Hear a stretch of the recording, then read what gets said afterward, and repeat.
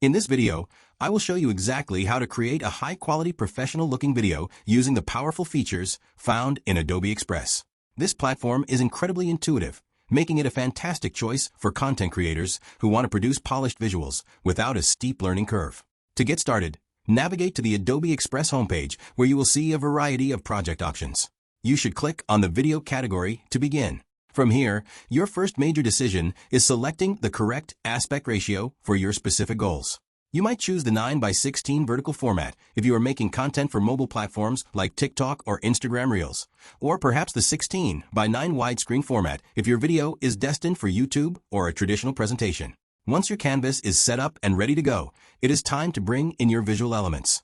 Look at the left-hand side of your screen and click on the Media button. This is your central hub for all visual assets. You can easily upload your own unique video clips and personal photos directly from your computer to give the project your own specific